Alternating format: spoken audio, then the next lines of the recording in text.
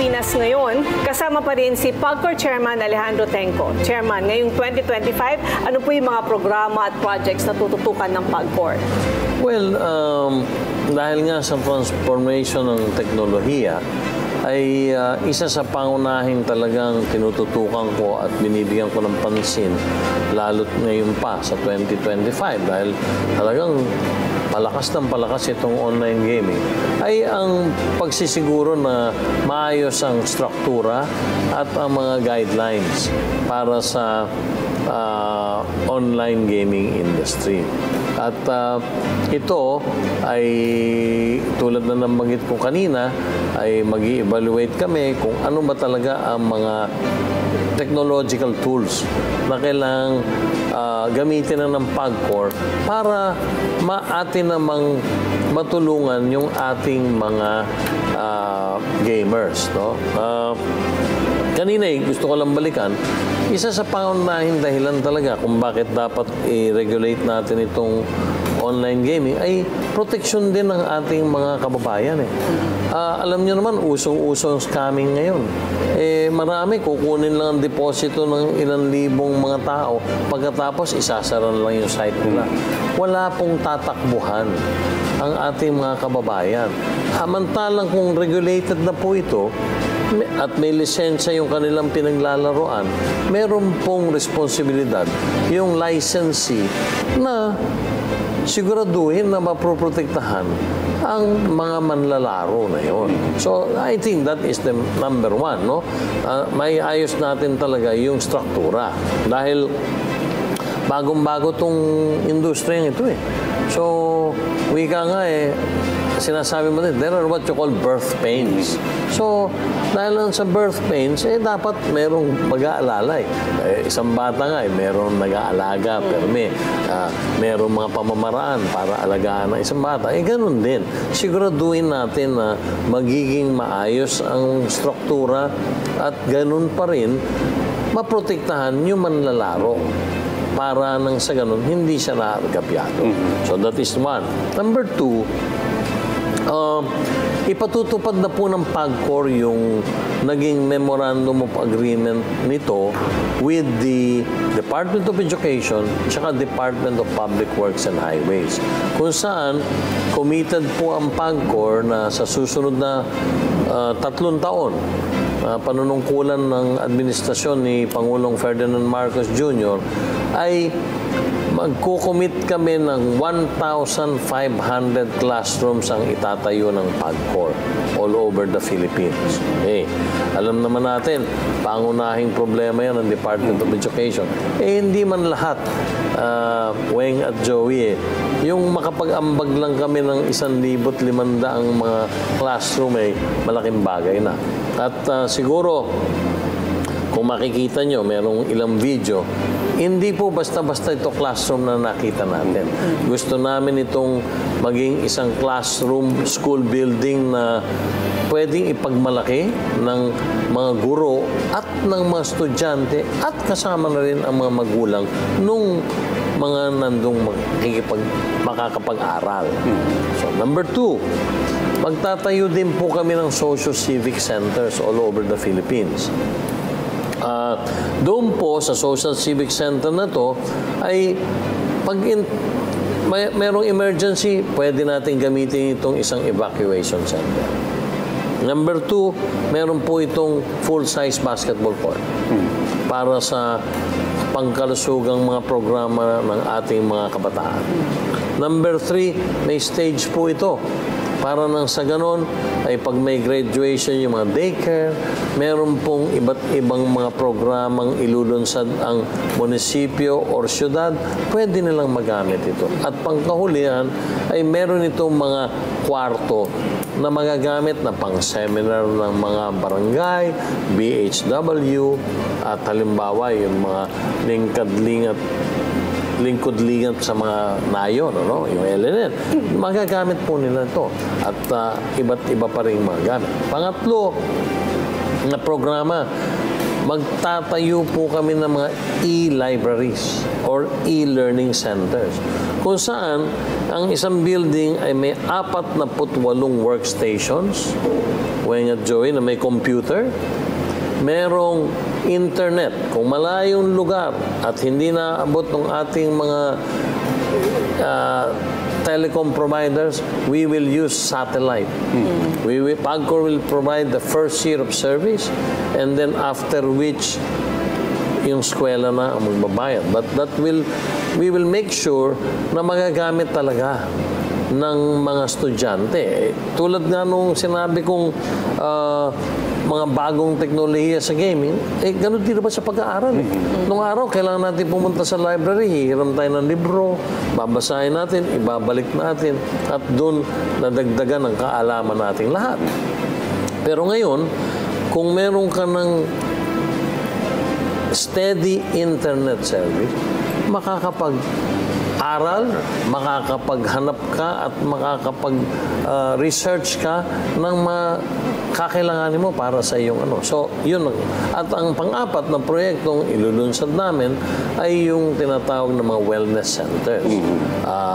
Katulong kami ng mga rural health centers para itong building na to, bagamat maliit, merong doctors clinics, merong ilang kama para sa mga emergency cases sa barangay, at meron din namang mga kwarto para sa mga seminar ng ating mga rural health doctors or municipal doctors or city doctors sa mga bago ring mga gamot, bagong mga pamamaraan. So, yan sa 2025, ipatutupad na namin, at kung hindi ako nagkakamali, siguro sometime in March, iro-roll out na po ng Pagcor sa pakikipag-ugnayan natin, ulitin ko, Department of Public Works and Highways, pinangungunahan ni Secretary Manny Bonoan, at Department of Education na pinamumunuan po ni Secretary Sani Angara. Very clear-cut talaga yung priorities ng Pagcor when it comes to nation building. Sir, nung nagsimula ang taon, nagbawas po ang Pagcor ng fee rates for electronic games mula 35% to 30%. So, paliwanag po natin kung ano ito at kung paano ito nakakatulong sa pag-regulate at pagsawata dun sa, lalo na yung illegal electronic operations. Alam nyo, nung ako po ay nag-assume ng office in 2022, sometime in August, nung ako na-appoint ni Pangulong Ferdinand Marcos Jr., ay isa po sa napansin ko yung napakataas na rates na license fees, kung tawagin, ng Pagcor para sa mga online gaming licensees. At wala na lang kaming diniscuss sa board kung hindi ang pagsasara ng mga licensees. So, tinanong ko, bakit ba ganon? Ano ba ang dahilan at kayo wala nang ginawa kundi nagsasara? Sabi nila, napakataas po ng license fees na pinapataw ng Pagcor sa amin. Bakit ka ako? Sabi niya, anywhere from 50 to 55% daw. Nag-research ako ngayon kung ano ba yung standard license fees all over the world. Nang sa ganun ay makapantay natin sila. Paano nating may hiling sa ating mga may gusto maghanap buhay, maglisensya o magpalisensya kung napakataas ng iyong fees. So, minarapat namin ibaba ito nang ito ay pumantay man lang sa global license fees. At dito nga, pwede kayong mag-research, umaabot sa 30%. Ang kalakaran na license fees sa buong mundo, ibinaba ko lang ito. Ano naging resulta? Alam niyo ba, Weng and Joey, maraming unregistered. Yung mga dating hindi nagbabayad kahit piso, ay lumapit na sa PAGCOR at nagpalisensya na. Yun ang sinasabi ko sa inyo kanina. Wala na po silang puwang or porsyentong magagamit pa para ipagpatuloy yung kanilang underground operations. So, because of the lower rates, napilitan sila ngayong maging legal. And that would mean more revenue for PAGCOR and that will translate to more contributions to nation building. So, sir, ano naman po yung mga bago niyong hakbang para mag-encourage ng mga manlalaro at saka investors sa gaming industry po dito sa Pilipinas? Well, una sa lahat, ang ating pinakikita sa kanila ngayon ay ang administrasyon ngayon ni Pangulong Ferdinand Marcos Jr. at ng inyong lingkod sa PAGCOR ay very transparent. Wala po kaming itinatago. Ang totoo, inaanunsyo namin ang lahat in advance para nang sa ganon ay malaman na ng ating mga balak mag-invest kung ano ba talaga ang direksyon ng PAGCOR. Pangalawa, masigit pa, ay yung paglalagay sa ayos ng lahat ng mga operating manuals, gaming manuals, and structure para makita nilang very stable ang ating environment. Hindi pwede yung ngayon ay ganito, bukas ay ganito, ay ganyan. Tulad nga nung nangyari sa Pogo, imbis na sila ay may lisensya for gaming, ang nangyari, pinagsamantalahan at ginamit na for scamming operations. Kaya nga nangyari, puro scam farms na yung naitatag. Na-eliminate naman natin. Hindi pa naman mawawala lahat sa isang utos lamang yan.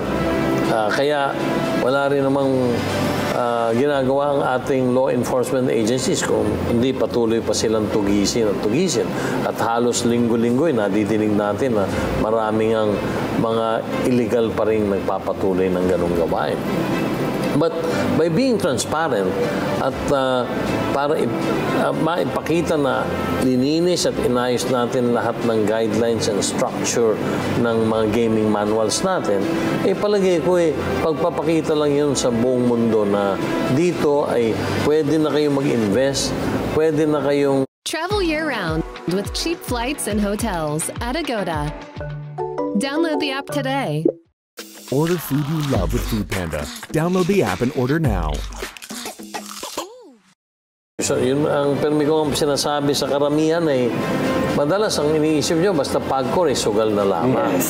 Pero hindi tinatagpo yun para maregulahan ang lahat ng uri ng sugal at yung kikitahin doon ay maibalik sa taong bayan.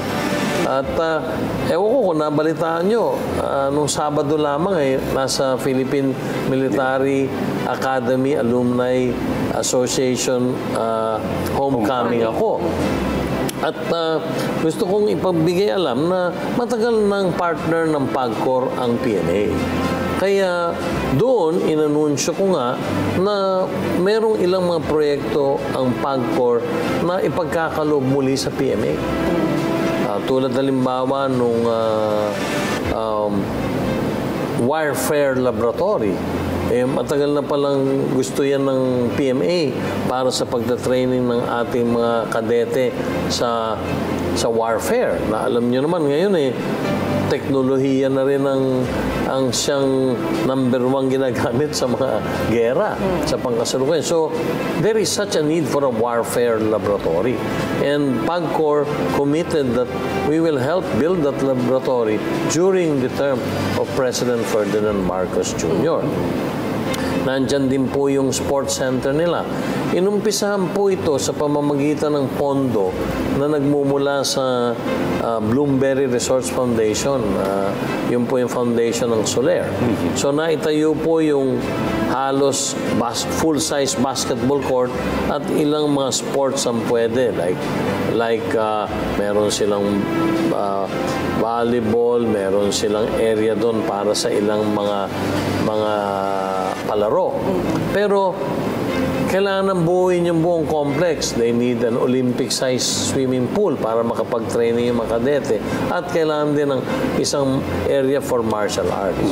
At yun din, pinag-aralan ko naman mabuti, hindi naman ganun kalaki ang halaga, nag-commit na rin po ang PAGCOR na siyang maging katulong ng PMA para maitayo na rin ito again during the present administration.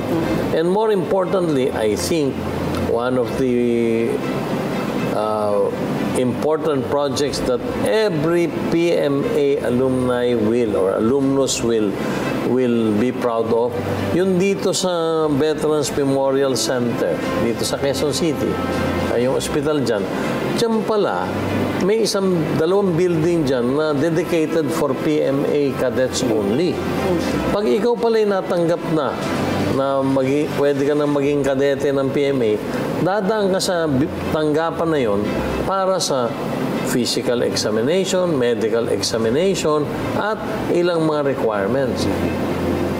Akalain nyo bang mga 3 weeks ago ay nandun ako dahil ininaugurahan yung PAGCOR yung isang dormtel kung saan lahat ng kapamilya or caregivers ng mga sundalo nating mga nasugatan o may sakit, pwede na silang doon manirahan.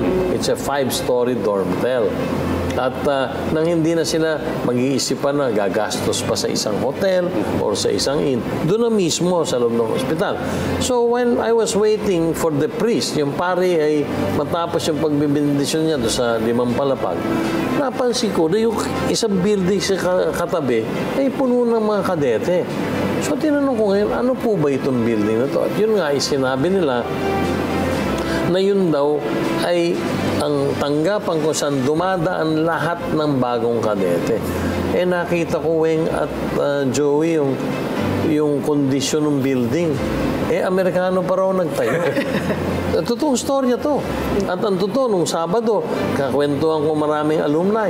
Sabi nga nila, lahat sila'y dumaan doon. Yes. Sabi ko, paano naman na dito nagmumula ang ating mga future leaders ng military sa ating bansa, ganun ang kondisyon ng building. So minarapat ko na rin banggitin at sabing ipa-rehabilitate ng PAGCOR yung building na yun para magsilbing isang inspirasyon. Para unang hakbang mo pa lang yun sa PMA, ganado ka na. Yes. Okay? That's in Viluna. Viluna. Yeah, It's in Viluna. Dito sa Quezon City. Opo. Okay, sir, maraming salamat po sa mga impormasyong ibinahagi ninyo, Chairman Tenco.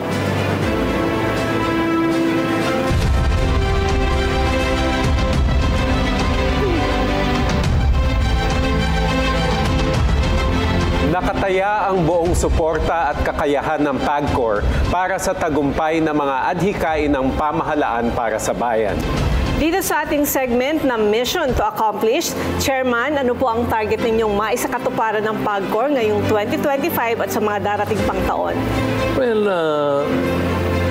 wala namang iba na kung dapat gawin kundi pagpatuloy yung magandang gawain. Pinumpisa naman ng mga nakaraang PAGCOR chairman, pasisiglayin at palalakasin lang natin. Pero ang isang talagang tunay na dapat bigyan ng pansin yung sa mga susunod na taon at during sa administrasyon nga ng inyong lingkod at ni Pangulong Ferdinand Marcos Jr., yung tinatawag na decoupling. At kung saan, palagi ko napapanoon ng ipaghiwalay ang dalawang ginagampan ng papel ng PAGCOR. Sa pangkasalukuyan po kasi, dalawang sombrerong suot ng PAGCOR. Una, regulador na nagkakalob ng lisensya sa mga investors. At pangalawa, ay operator. Sapagkat sa pangkasalukuyan, meron pang 41, imigit kumulang, na casinos ang pinatatakbo or in partnership with PAGCOR. Naniniwala po akong ang PAGCOR ay dapat sa mga panahong ito manatili na lang isang regulador. Pero may ko nga sinasabi, kung hindi natin ito gagawin ngayon, kailan pa natin ito mailalagay sa tama? Ayaw din naman ninyo sigurong, halimbawa yung LTFRB, na siyang nagbibigay ang regulator at nagbibigay ng lisensya o prangkisa sa mga bus, taxi at yung mga other PUVs. Magtatayo din ng sarili niyang bus company. Definitely conflict of interest. Ayaw din naman natin, Weng and Joey, ng Energy Regulatory Commission ay magtatayo ng sarili niyang power company. At higit pa ayaw mo naman sigurong madinig na ang Civil Service Commission ay magtatayo ng sarili niyang employment or manning agency. So, sa akin, isang malaking hamon ito. Pero palagay ko, ito na ang panahon para itama ang isang mali ng pangkasalukuyang meron ang PAGCOR. Okay, sir. Maraming salamat po ulit sa inyong oras. Philippine Amusement and Gaming Corporation Chairman Alejandro Tenco. At yan na po ang ating programa sa araw na ito. Samahan niyo kami uli bukas para sa mahalagang talakayan at mabilis na aksyon ng pamahalaan. Mula sa Presidential Communications Office, ako po si Weng Hidalgo. At mula rin sa Presidential Communications Office, ako po si Joey Villarama. Sama-sama tayo para sa isang bagong Pilipinas ngayon.